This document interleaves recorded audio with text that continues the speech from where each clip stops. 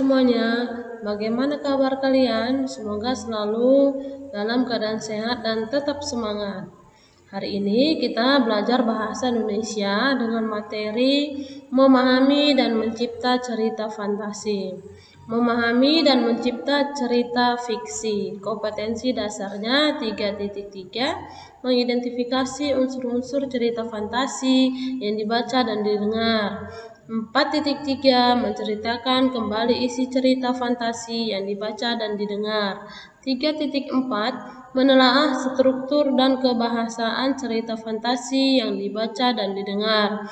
4.4, menyajikan gagasan kreatif dalam bentuk cerita fantasi secara lisan dan tulis dengan memerhatikan struktur dan penggunaan bahasa. Kita lanjut, memahami dan mencipta cerita fantasi. Ya, cerita fantasi itu yang pertama yaitu mengidentifikasi unsur cerita fantasi. Yang kedua yaitu menceritakan kembali isi cerita fantasi yang dibaca atau didengar. Yang ketiga, menelaah struktur dan bahasa cerita fantasi. Yang keempat, menyajikan cerita fantasi. Kita bahas bagian A, mengidentifikasi unsur cerita fantasi. Apa itu cerita fantasi? Ciri-ciri cerita fantasi itu seperti apa?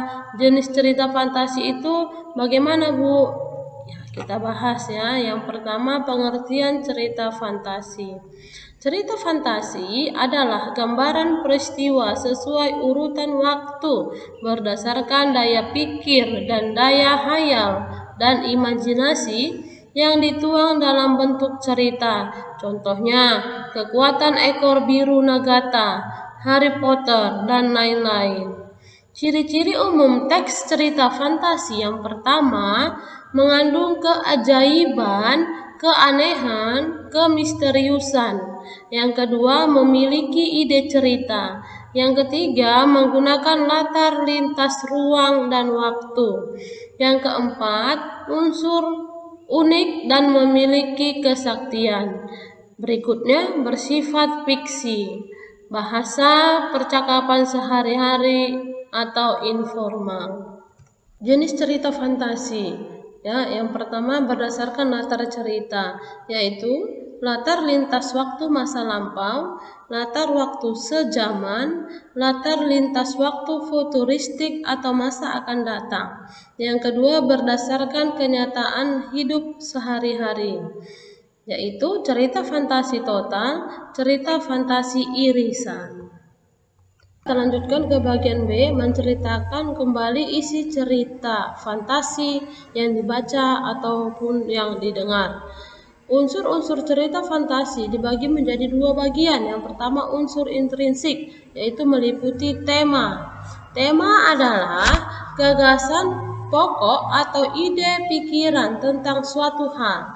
Yang kedua yaitu latar. Latar adalah tempat, waktu, dan suasana terjadinya suatu peristiwa. Yang ketiga yaitu tokoh dan penokohan.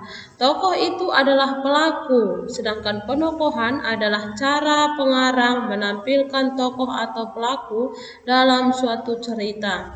Yang berikutnya yaitu alur. Alur adalah jalan cerita. Berikutnya sudut pandang.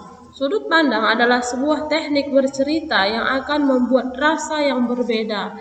Kemudian amanat. Amanat itu adalah pesan yang ingin disampaikan penulis atau pengarang kepada pembaca ataupun pendengar. Yang kedua yaitu unsur ekstrinsik, meliputi bahasa, latar belakang pengarang, nilai-nilai yang terkandung dalam cerita fantasi. Sampai di sini, apakah kalian ingin bertanya? Ataukah sudah paham dengan materi yang Ibu sampaikan?